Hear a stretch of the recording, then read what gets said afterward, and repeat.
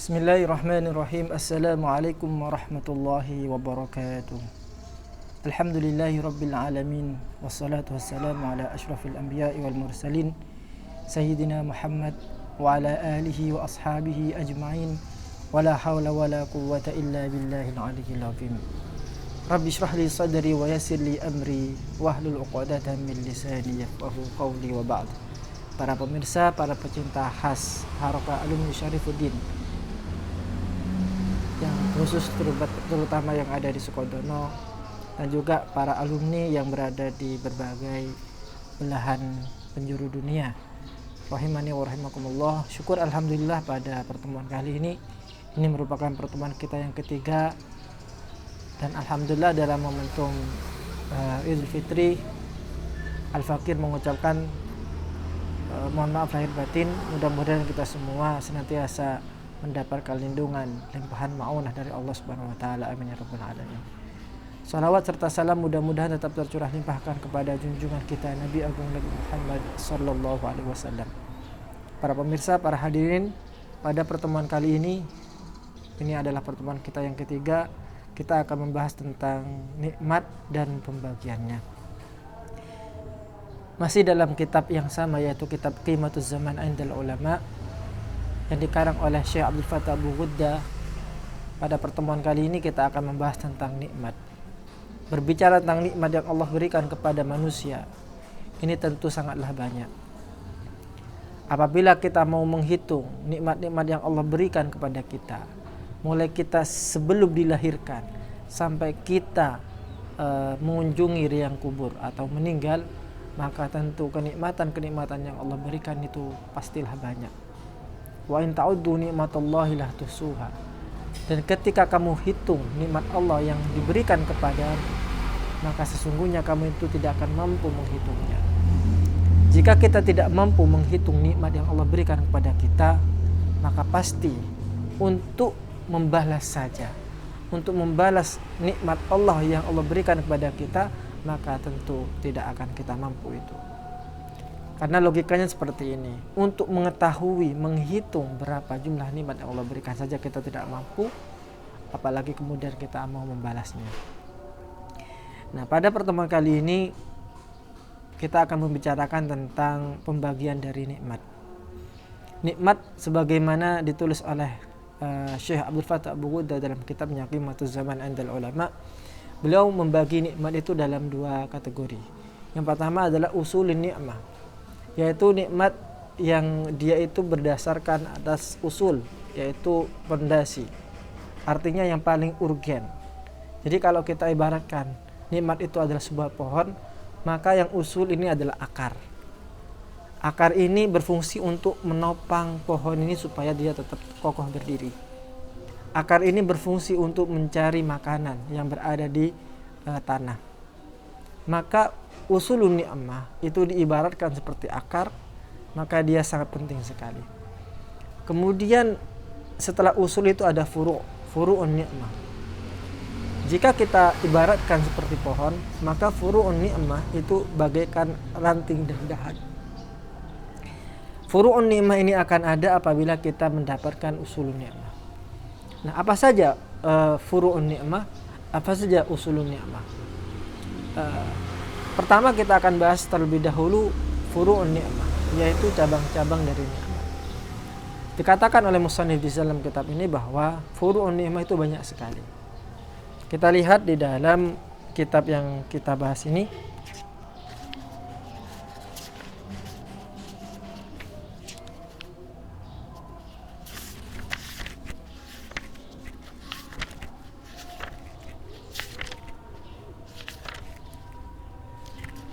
Lin-ni'ami usulun wa furu'un, yaitu di halaman 28. Mengapa kita penting membahas nikmat ini?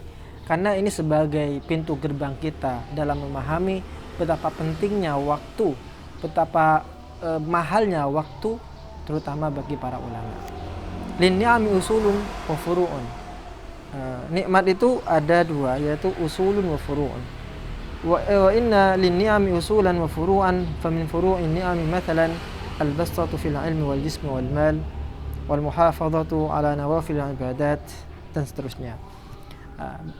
Musonif di sini memberikan contoh furu'un ni'am itu seperti kita diberikan nikmat sehat, kita diberikan nikmat kuat dalam beribadah, kita diberikan nikmat yaitu berupa kuat di dalam menjalankan ibadah-ibadah sunnah, kita diberikan kenikmatan oleh Allah Subhanahu wa taala kuat untuk menjalankan ibadah malam, salat malam, membaca Al-Qur'an dengan banyak sekali, kita berzikir kepada Allah, menjaga sunat-sunat yang diperintahkan oleh Nabi Muhammad SAW, terutama di dalam menjaga fitrah yang kelima, fitrah yang 5, yaitu menipiskan kumis, kemudian juga mencabut bulu ketiak, kemudian mencabut bulu kelamin, kemudian memanjangkan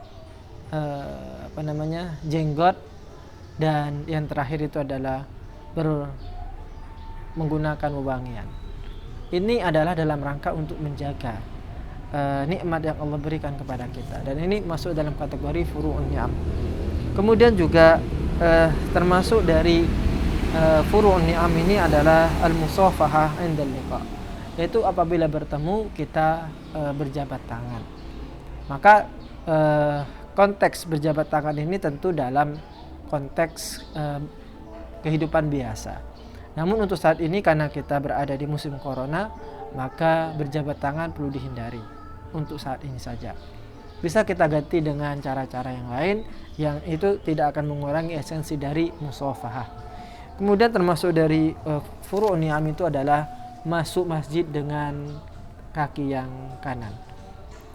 Termasuk juga furu'un ni'am ini adalah keluar masjid dengan cara yang menggunakan kaki kiri. Sebaliknya berarti tadi. Kemudian termasuk furu'un ni'am itu adalah imatatul adza anit thariq, yaitu apabila kita menemukan sesuatu yang akan membahayakan orang lain berupa paku, batu ataupun apapun itu, duri, maka kita hindarkan itu. Kita pinggirkan hal-hal yang akan membahayakan orang yang ada di jalan. Dan banyak sekali contoh-contoh furu'un ni'am yang disebutkan di dalam kitab ini. Kemudian kita akan berpindah kepada usulun ni'am. Usulun ni'am seperti yang kita katakan di awal, itu ibaratnya seperti akar. Dialah yang menopang pohon yang kita sebut dengan nikmat. Nah, salah satu usulun ni'am itu yang pertama kali adalah al-iman. Iman, kita mendapatkan hidayah dari Allah Subhanahu wa taala. Apalagi kita kemudian muslim secara geografis. Maksudnya muslim secara geografis adalah dia dilahirkan dalam keadaan muslim, di mana bapak dan ibunya itu adalah muslim. Mendapatkan cahaya nikmat ini merupakan nikmat yang paling besar, nikmat yang paling agung. Kemudian yang termasuk usulun ni'am juga adalah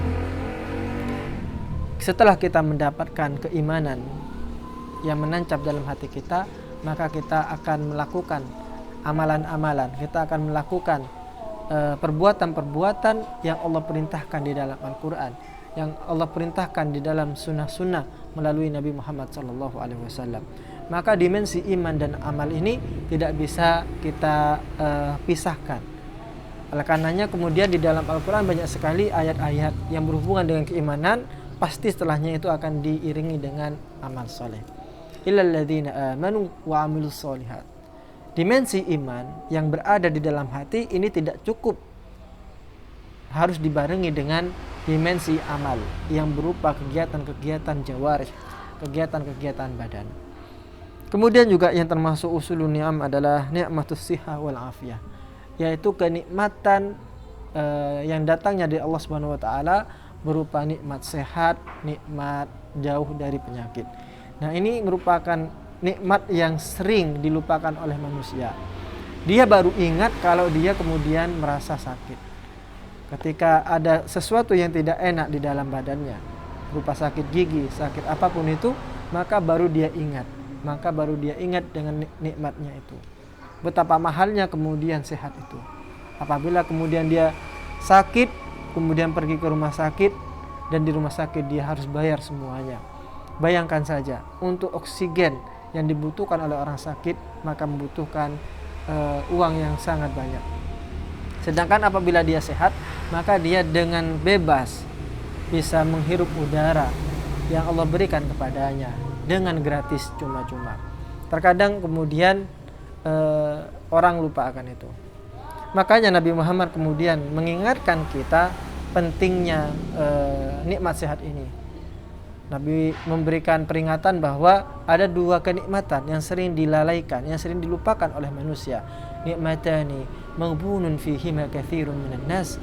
Ada dua kenikmatan yang sering dilalai oleh manusia, yaitu as-sihhah, yang pertama adalah kenikmat sehat, dan yang kedua adalah nikmat al-faragh. As-sihhatu wal faragh. Faragh itu adalah waktu luang. Waktu luang ini akan terasa mahal apabila kita kemudian tidak punya waktu. Sibuknya manusia, maka kemudian dia akan merasakan betapa waktu itu sangat mahal. Kemudian juga salamatus sam'i wal basar wal fuad wal jawarih. Kita diberikan kenikmatan, yaitu terjauhkan dari sifat cacat, baik yang ada di mata, di hidung, di telinga, kemudian di anggota badan kita. Alhamdulillah kita dilahirkan dalam keadaan normal. Terkadang manusia kemudian lupa bahwa di dalam keadaan yang normal itu sepatutnya dia harus mengingat nikmat sehat. Jika ada satupun yang dicabut oleh Allah Subhanahu wa taala, maka dia akan merasa bahwa nikmat itu sangat mahal. Ketika matanya dicabut, tidak usah dibutakan. Lampu padam 1 hari 1 malam, maka dia akan merasakan betapa nikmat penglihatan itu sangat besar sekali. Kemudian juga termasuk nikmat yang usul ini adalah nikmatul ilmi. Kita diberikan pengetahuan oleh Allah Subhanahu wa taala, kita mondok, kemudian kita tahu ilmu-ilmu agama, sehingga kita mengetahui mana yang hak, mana yang batil, mana yang benar, mana yang salah. Ini merupakan suatu kenikmatan yang perlu kita syukuri. Nah, nanti akan kita bahas bagaimana cara mensyukuri nikmat-nikmat yang berbeda ini. Nah, salah satu nikmat yang paling besar itu adalah nikmat waktu. Dan ini yang akan kita bahas, bahwa nikmat waktu ini sangat penting sekali. Jangankan kita berbicara waktu dalam kadar 1 tahun, 2 tahun, 3 tahun. Nikmat waktu yang 1 detik itu akan sangat terasa sekali apabila kita mau mendalaminya, mau mentadabburinya. Itulah yang akan kita bahas pada pertemuan yang akan datang. Karena para ulama ini mengetahui pentingnya waktu sehingga mereka tidak mau membuang waktu mereka walaupun itu 1 detik. Mudah-mudahan apa yang disampaikan meskipun singkat ada manfaatnya. Wa akhiran wallahu muwaffiq ila aqwamit thoriq. Assalamualaikum warahmatullahi wabarakatuh.